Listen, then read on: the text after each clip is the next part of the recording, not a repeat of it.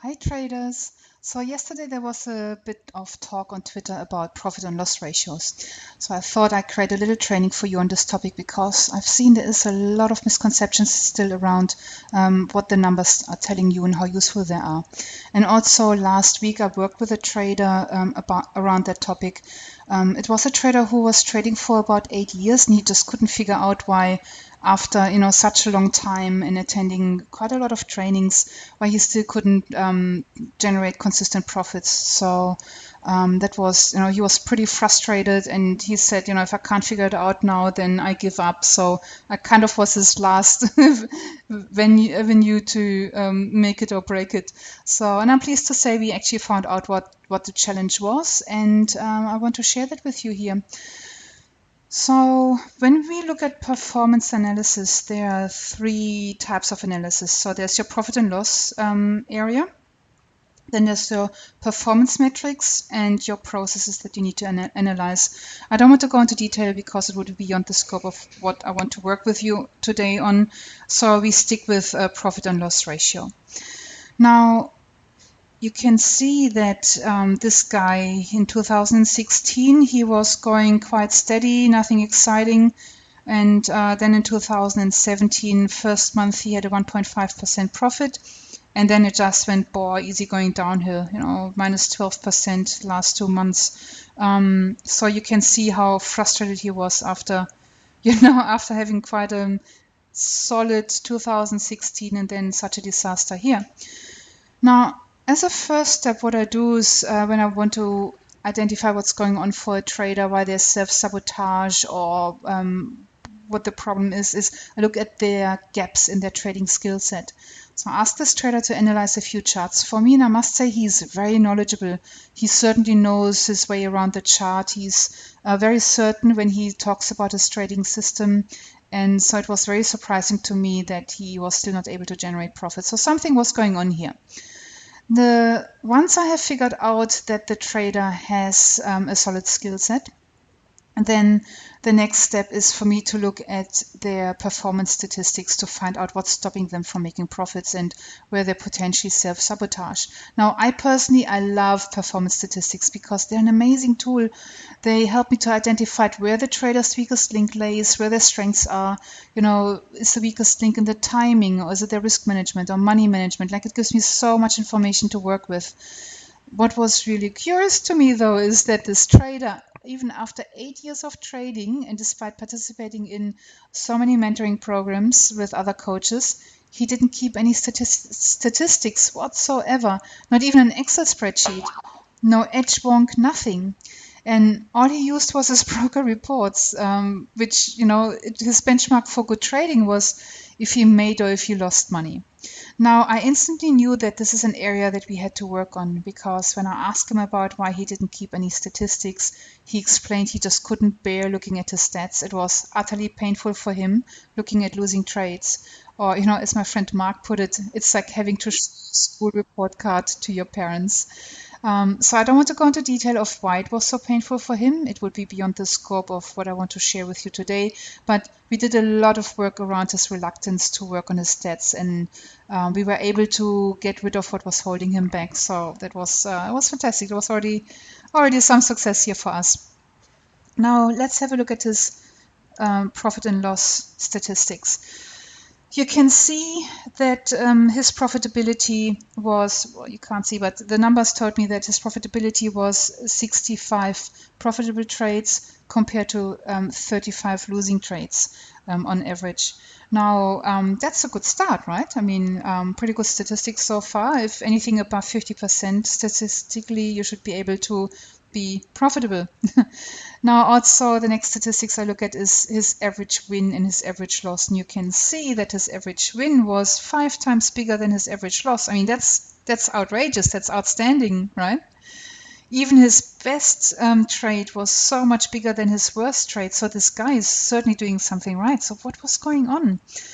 Now, here's the thing, guys. These numbers are actually misleading because the profit and loss ratio doesn't take into account the trade size. So did you trade 0.01 or did you trade 2 lots? nor does it take into account the dollar profit or loss per pip, because if you trade, let's say, the Aussie dollar against the US dollar and you have a 10% profit, it's a much smaller dollar return than if you trade the euro pound. And so that's why it doesn't take into account also which instrument you traded. So that's why it's really important that you actually break down your performance numbers into each and every detail. And Edgewonk does that beautifully, and MyFXbook does that beautifully. I have an Excel spreadsheet that does that as well. So whatever you choose to use, you need to look at those numbers. That's the secret to trading success, no matter how painful it is. Now, statistically speaking, what his profit and loss, or this data showed me that his money and risk management doesn't stack up. The numbers just didn't work. So now we needed to have a close look at what was going on here. And I'll show you why those numbers don't work. Now, this was just an excerpt of his trades. And if you look at the how those returns are calculated, so here we have a 94% return on this trade at 1.21 lots on the Euro USD. You can see that here it's a 9.9% return. You can see that it's calculated simply like by taking the 140.9 over 141, and that gives us 9.9. It doesn't take into account at all what the lot size is, if it was 1, 1.2, 1.21 or 2, what the pair is, if it is a dollar, if it is gold, or if it's Euro US dollar. And so yes, that's why the number is kind of useless. Because, if you trade $10 per pip on the Euro USD, you make or lose $10. If you trade the Euro pound, at the moment you roughly make or lose $16. So you can see it's a massive difference, and that's it's because of the conversion rate of the base currency, of course. So that's why you need to take into context so many more data. What it means is that changing the lot sizes can give an overweighting to profits and losses, and this is what the guy did. My trader, he was changing the lot size all the time. He was all over the shop with his lot size. That's why the data is not reliable. Profit and loss percentages are only reliable if the lot sizes are the same for each trade, for each instrument. So what you could do is you could trade 1 lots on the Euro USD and half lots on Euro Pound, for example, 2 lots on Aussie USD. But just keep it consistent within those instruments. Now, because losses and profits that are far above and far below the average trade size, they skew the results disproportionately as well. And hence his average winners, average losers, again, didn't stack up at all.